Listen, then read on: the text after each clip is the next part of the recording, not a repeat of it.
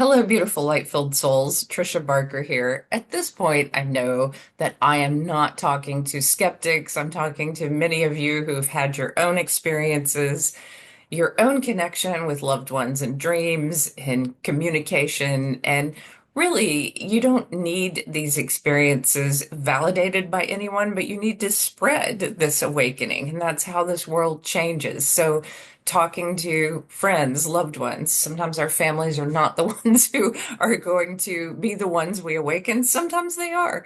But most of the time, these small communications online, in person about spirituality spark someone's journey in a way that reminds them of who they are. And I know that the telepathy tapes, that podcast has done this for so many people, really help them understand that telepathy is on a spectrum, and it certainly is experienced sometimes as everyday intuition. You just get a feeling about something. You might be picking up on thoughts or emotions.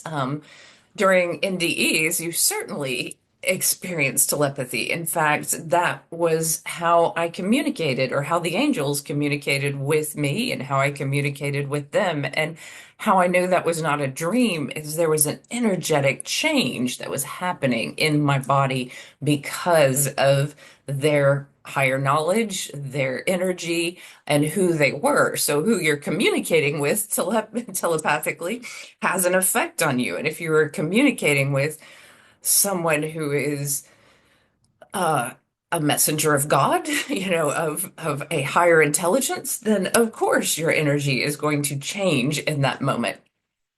Now, how it's experienced in life is very different from the other side. I see on the other side when I'm doing medium readings how people have almost family reunions and instantly forgive one another because they see each other's lives in full display. You can't hide anything in spirit. There's no more manipulation, there's no more pretending, there's no more gaslighting. Narcissism is gone at that point because you are who you are. You did what you did and you're loved anyway. God wants you to love, wants you to heal. Let's talk a little bit more about how telepathy is on a spectrum. It makes complete sense to me that many children who are coming into this world at this time are more sensitive and telepathic. Also, children on the spectrum naturally read energy so much better than your average person. But I just want to affirm in this video that you are, one, not making up things, especially when reality supports that. So, for example, when I came out of the hospital, I heard my surgeon's thought, and her thought was, stop talking about your near-death experience, stop talking about these things, or I'm going to have to medicate you. Now, someone could brush that off and just say, that's what I imagined her saying, but her actions kind of supported that, in that she immediately changed the subject, looked relieved, and then many years later, I heard about how so many people in the 90s and before, and even early 2000s, were medicated or put in psych wards for talking about near-death experiences. These experiences challenge people's identity, religions, professions. They challenge a lot in a single moment in a setting. And I felt like I had that explosion of, doubt from religious family members and from the medical community. I was so grateful. And we all need friends like this. For one friend, Nina, who snuck in after hours around my family and was able to talk with me. And she was spiritual. And I told her everything. And she held my hand and said, I believe you. I understand what you're experiencing, and we'll talk about it a whole lot more. I have just one friend, one teacher, one mentor, one person in passing who understands what you're going through. It makes all the difference in the world. There was so much in that 2.5 minutes on the other side that changed me completely. I don't even recognize who I was before and after. And I think that's another reason why we know it's not a dream. But In this reality, you do have to deal with people who are manipulative, people who are numbing their feelings with alcohol and drugs, people who are lying to your face. And when you experience telepathy in those moments, it can be really confusing. You can hear that someone is only about their ego, it can be kind of shocking. And when you're early in your intuitive gifts, you might go, no, I'm wrong. I couldn't believe that. And that's this person's so nice or so well liked. And you go down this path until you get burned and you're like, oh, I was right all along.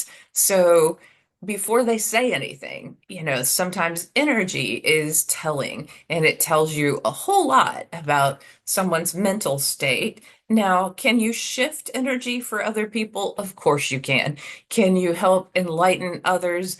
Yes, but you have to take care of yourself first. You have to be in a good place. You cannot position yourself as a victim of the manipulations and the ridiculousness that people are playing in social circles or, to help their own egos. Can you elevate the situation?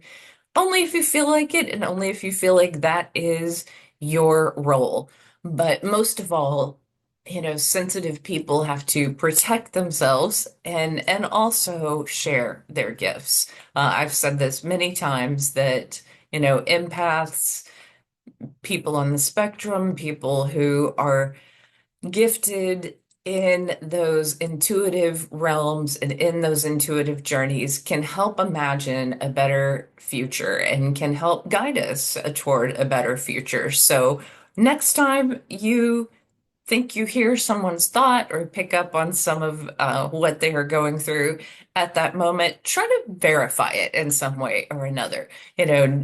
Don't just immediately believe it, but look at, your past experiences with that person, maybe talk to other people, not in a leading way, but just in a, what do you think about this situation and or this person and see what other people are picking up on. And as you get more information, you realize, oh, I was right all along. And that's telepathy. So, telepathy can be something that you experience in dreams with loved ones. It can be something you experience in waking time. And you can also, during meditation, really open to great emotional, physical, spiritual healing from consciousness and from beings outside of your body. If it can happen in a near-death experience, it can happen in meditation. But may you be blessed.